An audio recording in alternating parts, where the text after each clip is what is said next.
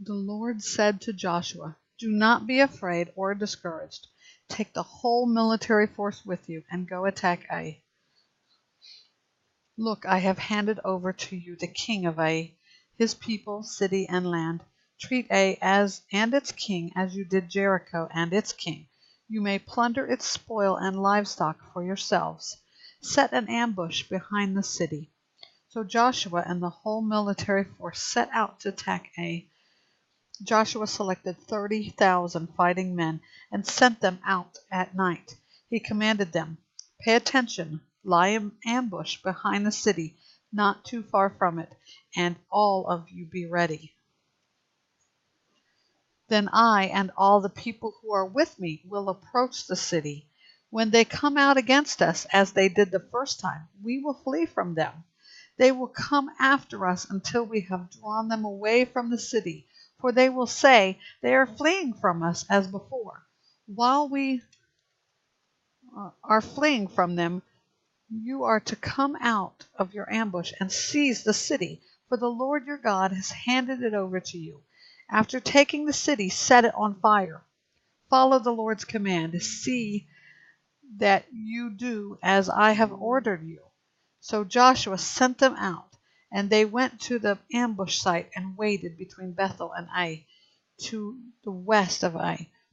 But he spent the night with the troops.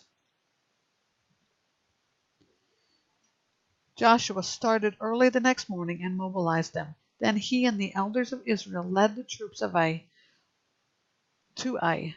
All those who were with him went up and approached the city, arriving opposite Ai, and camped to the north of it, with a valley between them and the city.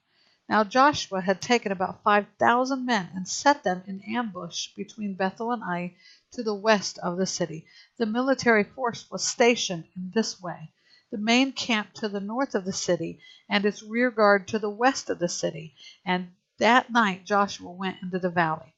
When the king of Ai saw the Israelites, the men of the city hurried and went out early in the morning so that he and all his people could engage Israel in battle at a suitable place facing the Arabah. But he did not know that there was an ambush waiting for him behind the city. Joshua and all Israel pretended to be beaten back by them and fled toward the wilderness. Then all the troops of Ai were summoned to pursue them, and they pursued Joshua and were drawn away from the city. Not a man was left in Ai or Bethel who did not go after Israel, leaving the city exposed while they pursued Israel. Then the Lord said to Joshua, "Hold out the sword in your hand toward Ai, for I will hand the city over to you." So Joshua held out his sword toward it. When he held out his hand, the men in ambush rose quickly from their position. They ran, entered the city, captured it, and immediately set it on fire. The men of Ai turned and looked back, and smoke from the city was rising to the sky. They could not escape in any direction, and the troops who had fled to the wilderness now became the pursuers. When Joshua and all Israel saw that the men in ambush had captured the city and that smoke was rising from it, they turned back and struck down the men of Ai. Then men in ambush came out of the city against them, and the men of Ai were trapped between the Israelite forces, some on one side and some on the other. They struck them down until no survivor or fugitive remained, but they captured the king of Ai alive and brought him to Joshua. When Israel had finished killing everyone living in Ai who had pursued them in the open country, and when every last one of them had fallen by the sword, all Israel returned to Ai and struck it down with the sword. The total of those who fell that day, both men and women, was 12,000, all the people of Ai. Joshua did not draw back his hand that was holding the sword until all the inhabitants of Ai were completely destroyed. Israel plundered only the cattle and spoil of that city for themselves, according to the Lord's command that he had given Joshua. Joshua burned Ai and left it in permanent ruin, desolate to this day. He hung the body of the king of Ai on a tree until evening, and at sunset Joshua commanded that they take his body down from the tree. They threw it down at the entrance of the city gate and put a large pile of rocks over it, which remains to this day.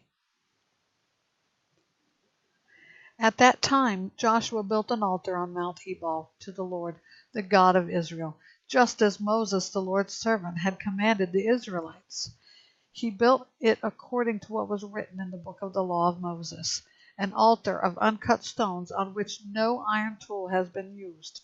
Then they offered burnt offerings to the Lord and sacrificed fellowship offerings on it. There on the stones Joshua copied the law of Moses, which he had written in the presence of the Israelites. All Israel, foreigner and citizen alike, with their elders, officers, and judges, stood on either side of the ark of the Lord's covenant, facing the Levitical priests who carried it.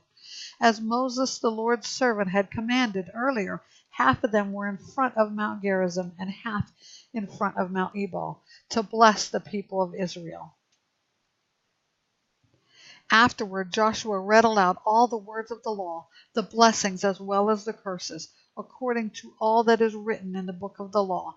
There was not a word of all that Moses had commanded that Joshua did not read before the entire assembly of Israel, including the women, the little children, and the foreigners who were with them.